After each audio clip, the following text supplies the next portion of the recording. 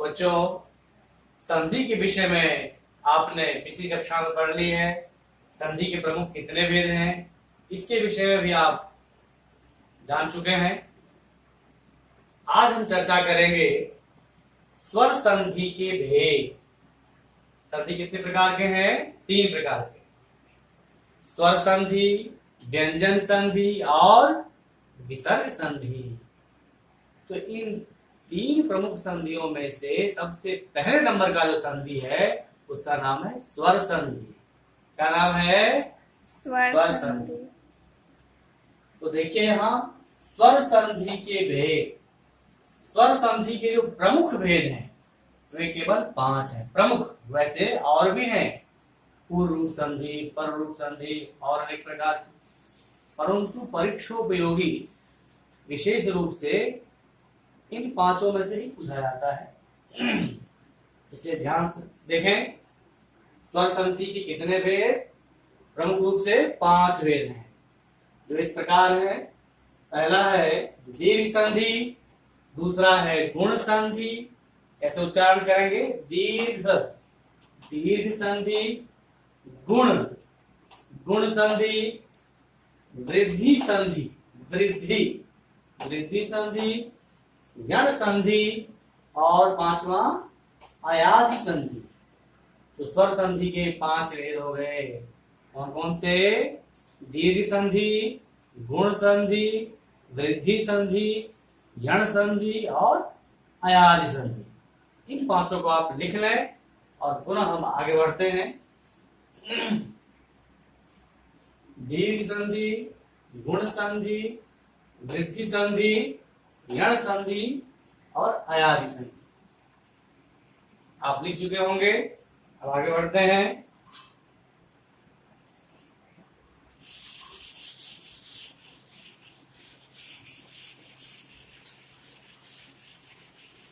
अब इन 5 प्रमुख स्वर संधि के भेद में से जो पहले स्थान पर है उसका नाम है दीर्घ संधि। क्या नाम है?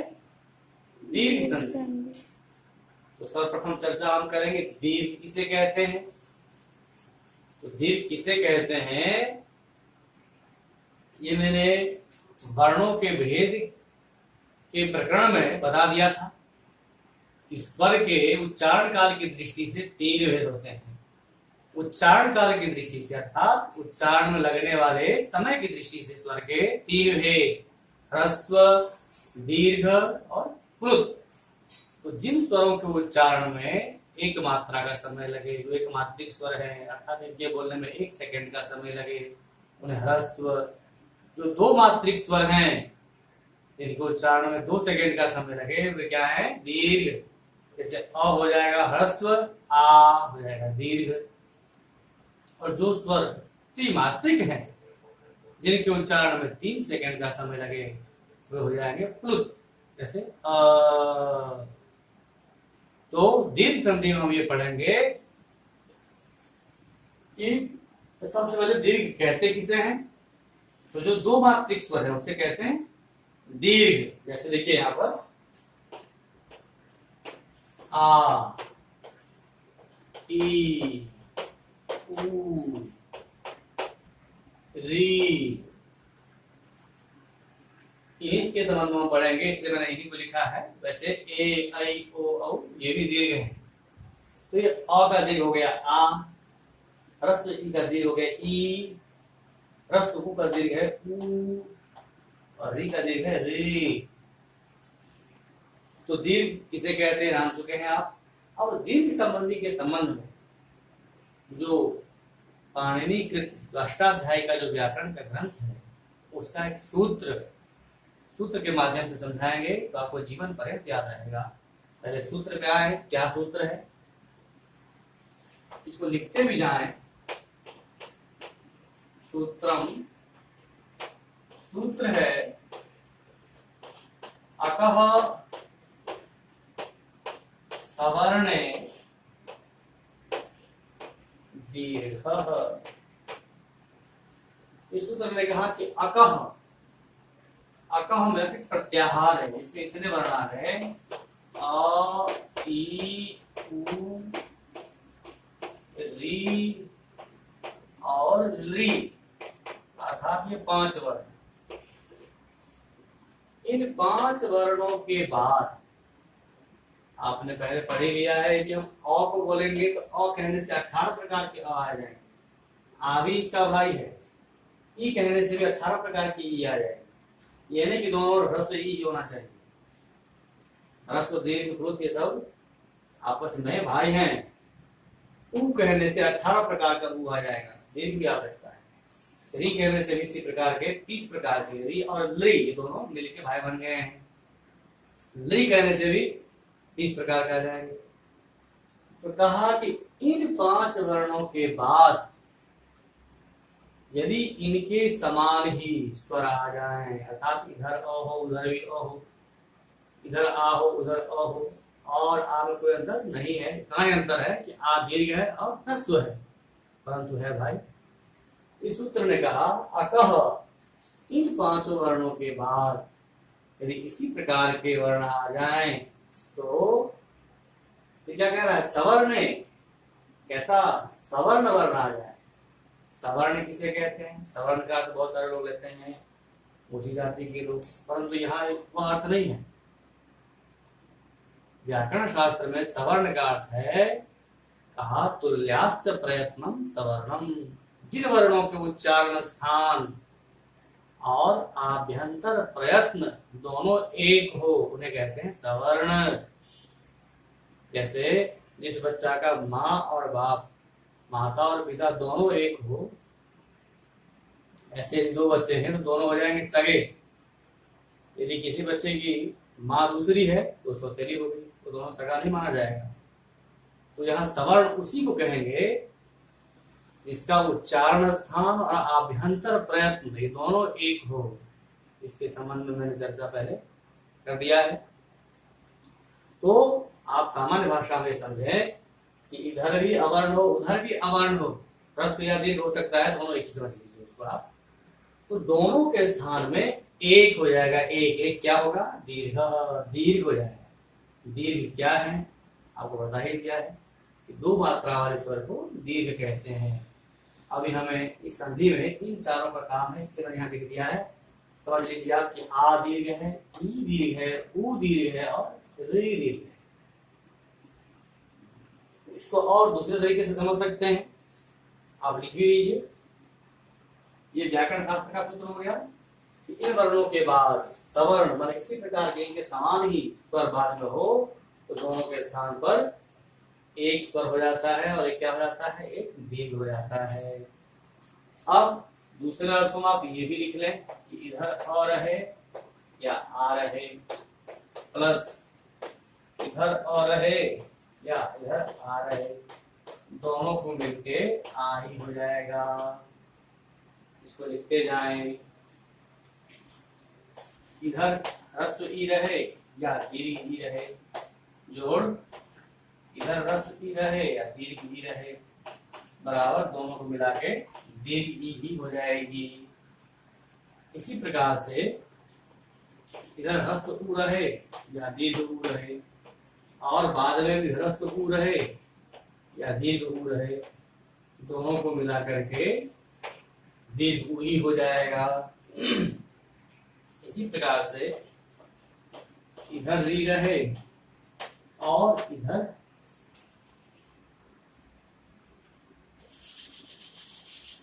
मान लीजिए ह्रस्व री रहे या दीर्घ री रहे, और इधर भी ह्रस्व री रहे या दीर्घ री रहे, इन दोनों के स्थान पर एक ही री हो जाएगा, दीर्घ री हो जाएगी। ली के उदाहरण बहुत कम है, फिर भी सूत्र याद रख लें। इधर री रहे या ली रहे, प्लस इधर पुनः यदि री रहे या मान लीजिए ये समझना है यदि इधर ली रहे, मान लीजिए इधर ली है और इधर भी ली है, ली के दीर्घ होते नहीं, तो भी दोनों को मिला करके एक री ही हो जाएगा। ली का दीर्घ है ही नहीं और काम चलाना था। शास्त्र में बहुत सारे प्रयोग किए गए थे, तो कैसे होता? तो वार्तिककार ने एक सूत्र की रचना की, वार्तिक की रचना की, री लृ वर्णयोर्मितः सावर्ण्यम वाच्यम। री और लृ इन दोनों का उच्चारण स्थान एक नहीं है, परंतु फिर भी दोनों को सवर्णी समझना चाहिए। दोनों को सगा भाई बना दिया उन्होंने काम लेने के लिए। तो यदि दोनों ओर री हो फिर भी इन दोनों को मिलकर री ही हो जाएगा। क्यों? तो गिनती का दीर्घ नहीं है, इसलिए इन सबको उतार लें। पुनः उदाहरण पर हम चलते हैं, और जब उदाहरण बताएंगे तो आपको उसमें समझ में आ जाएगा। घबराने की कोई आवश्यकता नहीं है, बहुत सरल है संधि। थोड़ा सा चिंतन करें। ये सब लिख लिया होगा आपने।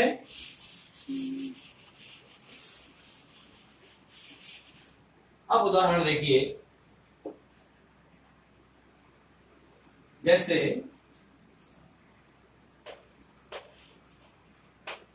हिम और जोड़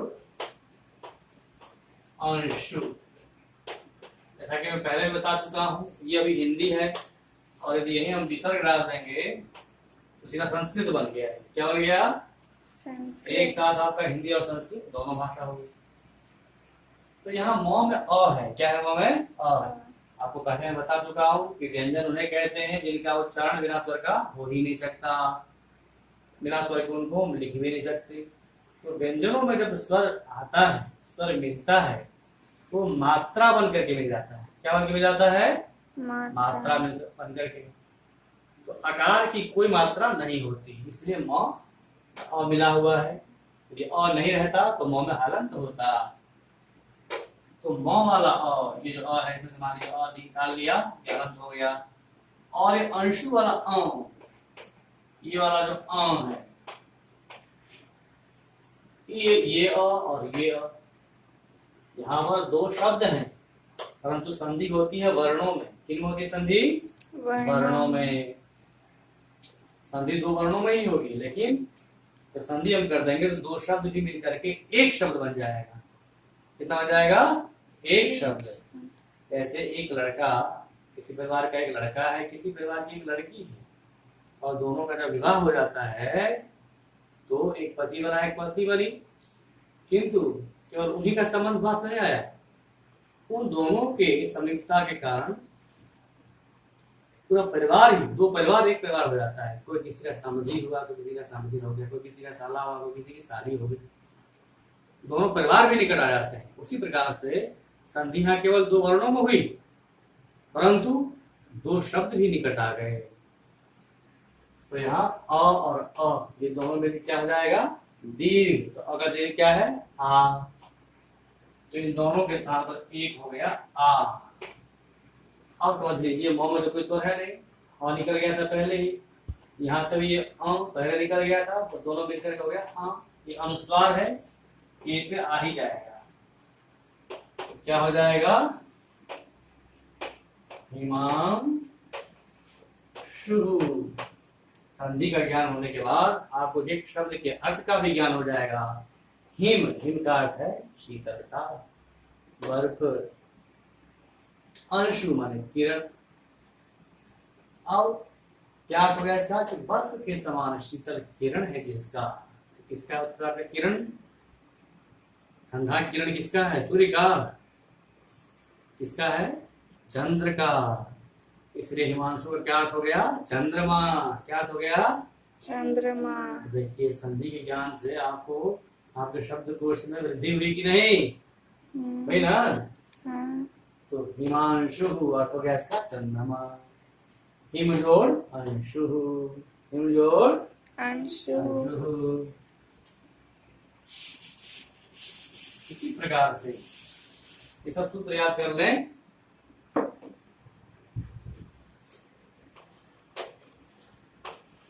सुख जोड़ अंतः। अब ख में अ है और ये अ है, ये दोनों अ और अ मिलकर क्या बन जाएगा? आ। क्या बन जाएगा? आ। दोनों के स्थान पे एक हो जाएगा दीर्घ। दीर्घ, अ का दीर्घ क्या है? आ। हो गया सुखांतः। अब देखिए संधि का कितना लाभ है। अभी दो शब्द अलग अलग थे, बोलने के लिए भी सुख अंत, लिखने में भी दो शब्द अलग अलग लिखना पड़ता है, पर जब हमने संधि कर दिया तो हो गया सुखांतः। ऐसे नाटक, ऐसे काव्य जिनका अंत आनंददायक हो, सुखवर्धक हो, उन्हें बोलते हैं सुखांत। तो ये है अ और अ, ऐसे आ बन गया। और देखें, अब देखिए इधर, इधर है छात्र, इधर है आवास। त्र में अ है और इधर आ है। आ भी अ का भाई ही है, ये भी सवर्णी है, समान स्वर ही है। तो इधर अ है और आ है, तो भी दोनों मिलकर के एक हो जाएगा, और एक क्या हो जाएगा, दीर्घ है। दोनों के स्थान पे एक दीर्घ हो जाएगा आ। क्या हो जाएगा? अब देखिए हमने जब मिला दिया तो क्या बन गया? छात्रावास। क्या बन गया? छात्रावास। छात्रों के रहने के लिए घर, निवास स्थान। यदि हमने इस विसर्ग को हटा दिया तो क्या बन जाएगा? हिंदी। और जब विसर्ग लगा दिया तो क्या बन गया? संस्कृत। एक साथ दोनों भाषा आ गई कि नहीं आपको? बहुत सरल तरीके से।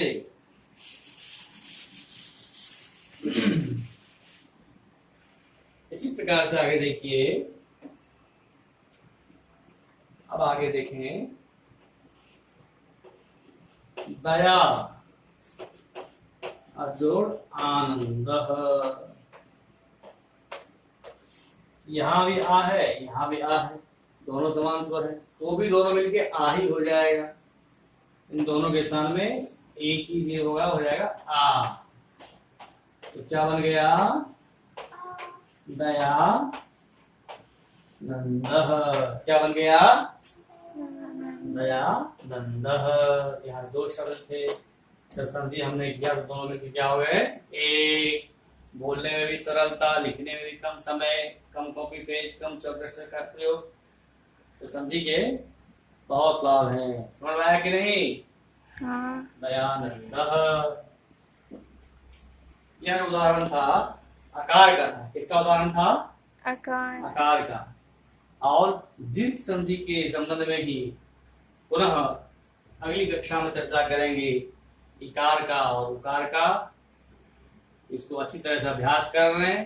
सूत्र जो मैंने लिखाया था, अकः सवर्णे दीर्घः, और जो मैंने लिखा था नीचे, अ अवलिक आ जोड़ अ अवलिक आ बराबर आ, इन सबको भी याद कर लें तो अगली कक्षा में आपको बहुत सरलता होगी।